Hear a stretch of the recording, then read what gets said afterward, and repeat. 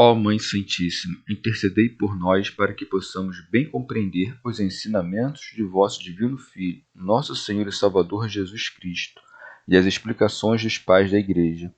Ó Virgem Imaculada, ofereço-vos este trabalho e peço que abençoais aqueles que o ouvirem, e que seja para a maior honra e glória de Deus. Amém. Senhor onipotente, purificai o meu coração e os meus lábios. Vós, que purificastes os lábios do profeta Isaías com carvão em brasa, e dignai-vos, por tal modo, purificar-me com a vossa misericórdia, para que possa dignamente anunciar o vosso santo Evangelho. Por Jesus Cristo nosso Senhor. Amém. Senhor, abençoai-me. Que o Senhor resida no meu coração e nos meus lábios, para que anuncie digna e convenientemente o seu Evangelho. Amém. Evangelho de Nosso Senhor Jesus Cristo, segundo São Mateus. Quem é o maior? Nessa ocasião, os discípulos aproximaram-se de Jesus e perguntaram: quem é o maior no reino dos céus? Ele chamou perto de si uma criança, colocou-a no meio deles e disse: em verdade vos digo que se não vos converterdes e não vos tornardes como as crianças, de modo algum entrareis no reino dos céus. Aquele, portanto, que se tornar pequenino como esta criança, esse é o maior no reino dos céus. E aquele que receber uma criança como esta por causa do meu nome, recebe a mim. Não desprezeis nenhum desses pequeninos, porque eu vos digo que os seus anjos nos céus veem continuamente a face de meu Pai que está nos céus. A ovelha desgarrada. Que vos parece? Se um homem possui 100 ovelhas e uma delas se extravia, não deixa ele as 99 nos montes para ir à procura da extraviada? Se consegue achá-la, em verdade vos digo, terá maior alegria com ela do que com as 99 que não se extraviaram. Assim também, não é da vontade de vosso Pai, que está nos céus, que um destes pequeninos se perca. Comentários dos Pais da Igreja. São Jerônimo. Depois que os discípulos viram que haviam pagado o mesmo tributo por Pedro e pelo Senhor, deduziram que Pedro era o primeiro dos apóstolos. São João Crisóstomo. Disto resultou que sofreram algo de humano, o que dá a entender o evangelista quando diz: nessa ocasião, os discípulos aproximaram-se de Jesus e lhe perguntaram: quem é o maior do reino dos céus? Envergonhavam-se de confessar a paixão que sofriam e por isso não dizem abertamente: por que honraste mais a Pedro do que a nós? Mas perguntavam de uma maneira geral: quem é o maior? Quando viram 3 discípulos mais honrados que os outros, Pedro, Tiago e João, na transfiguração, os demais não sofreram nada assim. Mas quando veem que um só é honrado, então experimentam uma dor.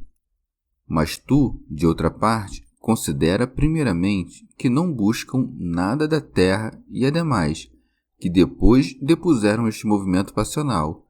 Mas nós não podemos chegar nem até seus defeitos, porque não perguntamos quem é o maior no reino dos céus, senão quem é o maior no reino da terra. Orígenes.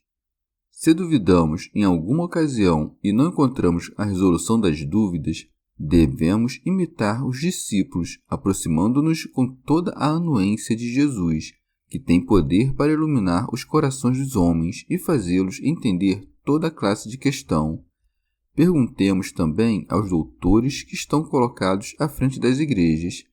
Sabiam os discípulos, ao fazer essa pergunta, que no reino dos céus não eram todos os santos iguais, mas desejavam saber de que maneira se chegava a ser o maior e por qual caminho se descendia para ser o menor. Ou também, pelo que o Senhor lhes havia dito antes, sabiam quem era grande e quem era o menor, mas não compreendiam quem seria o maior entre muitos que eram grandes. São Jerônimo. Mas o Senhor, ao ver seus pensamentos, quis curar seus desejos de vanglória mediante uma comparação de humildade. Por isso segue. Ele chamou perto de si uma criança, colocou-a no meio deles. São João Crisóstomo. Parece-me algo muito grandioso colocar um menino pequeno no meio deles, isto é, alguém despojado de todas as paixões. São Jerônimo. De maneira que, por sua idade, demonstrasse a imagem da inocência. Por outro lado, o próprio Senhor se apresentou no meio deles como um menino, para lhes demonstrar que não veio para ser servido, mas para dar-lhes exemplo de humildade. Outros significam, pela palavra menino, o Espírito Santo, a quem pôs o Senhor no coração de seus discípulos para transformar seu orgulho em humildade. Segue, e disse: Em verdade vos digo que se não vos converterdes e não vos tornardes como as crianças, de modo algum entrareis no reino dos céus. O Senhor não mandou aos apóstolos que tivessem a idade dos meninos, mas que tivessem inocência e que obtivessem por seus esforços o que aqueles possuíam por seus anos, de maneira que fossem meninos na malícia, mas não na sabedoria. É como se dissesse: assim como este menino que vos proponho como exemplo não é tenaz na cólera, esquece o mal que se lhe tenha feito, não se deleita em ver uma mulher bonita, não pensa uma coisa e diz outra, desta maneira vós, se não tiverdes essa inocência e essa pureza de alma, não podereis entrar no reino dos céus. Santo Hilário de Poitiers. Chamou também meninos a todos os crentes, por sua atenção à fé. Estes seguem a seu pai, amam sua mãe, não sabem querer o mal, desprezam os cuidados dos afãs da vida, não são insolentes, não têm ódio, não mentem, creem no que se lhes diz e têm por verdadeiro o que ouvem. Tal é o sentido literal. Comentário de São Tomás de Aquino em forma de glosa.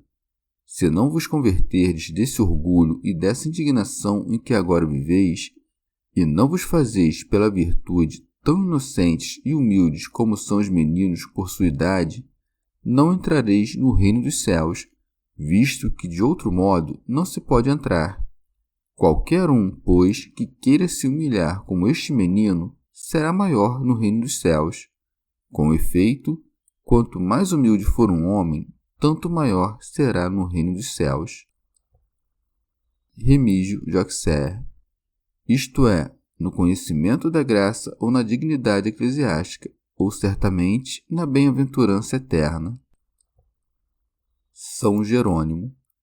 Ou de outro modo, qualquer um que se humilhar como este menino, quer dizer, o que se humilhar a exemplo meu, entrará no reino dos céus. Segue. E aquele que receber uma criança como esta por causa do meu nome, recebe a mim. São João Crisóstomo. Isto equivale a dizer, não somente recebeis uma recompensa se vos fizerdes como este menino, mas também se honrardes por mim a todos os que se fazem semelhantes ao menino. Eu determinarei para vós, como recompensa da honra que lhes haveis dado, o reino. E ainda lhes propõe outra coisa muito maior nestas palavras: recebe a mim. São Jerônimo. Efetivamente, recebe a Cristo aquele que imita sua humildade e sua inocência, e o Senhor acrescenta oportunamente, a fim de que os apóstolos não se atribuíssem a si mesmos a honra que se lhes havia dado, que haviam recebido essa honra não por seus méritos, mas pelos de seu mestre. Disse o Senhor acima, pelo pé, pela mão e pelo olho, que todo parentesco e todo costume que pudesse dar lugar ao escândalo deve ser amputado. Agora suaviza a dureza dessa máxima dizendo: não desprezeis nenhum desses pequeninos, que equivale a dizer: no que estiver ao vosso alcance, não queirais desprezá-los, mas, depois de vossa salvação, buscai também a deles. Se, no entanto, os verdes perseverando no pecado, melhor é fazer-vos salvos que perecer com a multidão. São João Crisóstomo. Ou de outro modo, assim como ganha-se muito em fugir dos maus, também honrar os bons acarreta grande lucro. O Senhor nos ensinou acima que cortemos nossas amizades com os que escandalizam, e aqui nos ensina a render culto e serviço aos santos. Comentário de São Tomás de Aquino em forma de glosa. Ou de outro modo, uma vez que o mal que provém dos irmãos escandalizados é muito grande, guardai-vos de desprezar qualquer um destes pequeninos. Orígenes. São pequeninos aqueles que há pouco tempo nasceram em Cristo, ou aqueles que, não podendo avançar, estão como se estivessem acabado de nascer. O Senhor não teve necessidade de mandar que não se desprezassem os fiéis mais perfeitos, mas os pequeninos, como já o havia mandado antes. O que escandalizar um destes pequeninos? Talvez tenha dito outra coisa, chamando aqui de pequenino o perfeito, de acordo com o que é dito em outro lugar. Porque aquele de entre vós todos que é o menor, esse é o maior. São João Crisóstomo. Ou também, porque os que são perfeitos são vistos por muitos como pequeninos, ou seja, pobres e desprezíveis. Orígenes. No entanto, não parece se harmonizar bem esta explicação com a frase o que escandalizar um destes pequeninos, porque o homem perfeito nem se escandaliza nem perece. Os que admitem esta interpretação dizem que a alma do justo é mutável e por vezes se escandaliza, mesmo que não facilmente. Comentário de São Tomás de Aquino em forma de glosa. E por isso não se lhes deve desprezar. São tão amados por Deus que ele enviou os seus anjos para que os guardem. Por isso segue. Porque eu vos digo que os seus anjos nos céus veem continuamente a face de meu Pai que está nos céus. Orígenes. Afirmam alguns que Deus dá aos homens um anjo da guarda, assim que, pelo banho da regeneração, nasceram como crianças em Cristo. Estes dizem não ser crível que um anjo santo esteja à frente dos incrédulos e dos que erram, mas que, no tempo da infidelidade e dos pecados, o homem está sob os anjos de Satanás. Outros, no entanto, dizem que, logo que algum daqueles que foram anteriormente conhecidos por Deus nasce, recebe um anjo encarregado de si. São Jerônimo. Grande dignidade é esta da alma humana, de ter, cada uma delas, desde que nasce, um anjo designado para sua guarda. São João Crisóstomo. Não fala aqui o Senhor dos anjos indistintamente, mas dos anjos mais elevados, porque, ao dizer veem continuamente a face de meu Pai, significa que sua presença é muito livre e a honra de que gozam diante de Deus é muito grande. São Gregório Magno. Dionísio Areopagita diz que, entre os anjos das colunas inferiores, há alguns que são enviados para desempenhar uma missão visível ou invisível, enquanto os que são da coluna superiores não são empregados para o uso de nenhum mistério exterior. São Gregório Magno. E os anjos veem sempre o rosto do Pai e, no entanto, veem a nós, porque vêm para nós com a presença espiritual e, não obstante, permanecem no lugar de onde saíram pela contemplação interior, e não saem fora da visão divina a ponto de ficarem privados dos gozos da contemplação interior. Santo Hilário de Poitiers. Os anjos oferecem diariamente a Deus as orações dos que irão se salvar por Cristo. Por conseguinte, é muito perigoso desprezar aqueles cujos desejos e petições chegam por serviço e ministério dos anjos ao Deus eterno e invisível. Santo Agostinho. Ou também são chamados nossos anjos os que são anjos de Deus. São anjos de Deus porque não se separam dele, e nossos porque começaram a ter-nos por concidadãos seus. Consequentemente, assim como eles veem a Deus, também nós vê-lo-emos face a face. Diz João sobre esta visão, porque o veremos como ele é. Por face de Deus se deve entender sua manifestação, e não a parte do corpo a que nós damos esse nome. São João Crisóstomo. Acrescenta o Senhor uma parábola a esse raciocínio, para demonstrar a vontade que também tem seu Pai de salvar todos os homens, quando diz: que vos parece, se um homem possui 100 ovelhas? São Gregório. Isto diz respeito ao próprio Criador dos homens, porque o número 100 é um número perfeito, e ele teve 100 ovelhas quando criou a natureza humana e a natureza angélica. Santo Hilário de Poitiers. Pela expressão uma só ovelha, entende-se um só homem, e por homem, todo o gênero humano. Todo o gênero humano se perdeu pelo erro de um só Adão. Daí que aquele que busca o homem é Cristo, e as 99 ovelhas que deixa são a multidão da glória celeste. São Gregório Magno.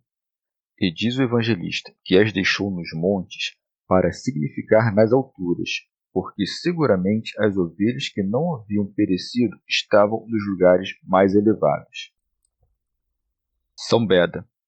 O Senhor encontrou a ovelha quando restaurou o homem, e houve no céu maior alegria pela ovelha encontrada que pelas outras 99, porque há maior ocasião de louvor a Deus pela restauração dos homens do que pela criação dos anjos. Deus criou admiravelmente os anjos, porém, mais admiravelmente, restaurou o homem. Rábano Mauro. Observa que ao número 9 falta uma unidade para formar o número 10, e ao número 99 para formar o 100, donde resulta que os números, para aqueles aos quais falta uma unidade para serem perfeitos, podem variar pela subtração ou pela adição, mas a unidade, permanecendo em si mesma sem variação, quando se agrega a outros números, os aperfeiçoa. Desta maneira, para aperfeiçoar no céu um número completo de ovelhas, busca-se na terra o homem que se havia perdido. São Jerônimo. Opinam outros que o número 99 se refere aos justos e a pequena ovelha aos pecadores, segundo o que já se disse em outro lugar: não vim chamar os justos, mas os pecadores. São Gregório Magno. Devemos considerar por que o Senhor confessa que se alegra mais pela conversão dos pecadores do que pela estabilidade dos justos. É porque os que têm segurança de não ter cometido pecados graves estão preguiçosos, muitas vezes, para cumprir os deveres mais elevados, enquanto que, pelo contrário, aos que têm a consciência de ter agido mal, o sentimento de sua dor os inflama mais no amor divino, e como veem que andaram errantes, longe de Deus, recompensam com os lucros posteriores as perdas anteriores. Desta maneira, o comandante ama mais o soldado que, depois de fugir, volta ao inimigo e o persegue corajosamente, do que aquele que não voltou jamais às costas, mas que jamais fez algo corajosamente. Mas também há alguns justos que causam tanta alegria que a nenhum penitente se pode dar mais valor que a eles. Estes, mesmo que não lhes acuse sua consciência de falta alguma, no entanto, desprezam até o que lhes é permitido e se humilham em todas as coisas. Quão grande alegria, pois, não proporciona o justo quando chora humildemente, sendo tão grande a alegria que causa o pecador quando condena o mal que fez.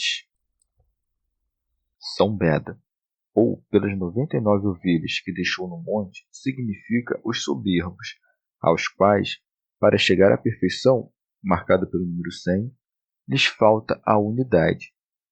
Quando ele encontrou o pecador, alegrou-se mais com ele, isto é, fez com que se alegrassem os seus mais por esse pecador do que pelos falsos justos. São Jerônimo.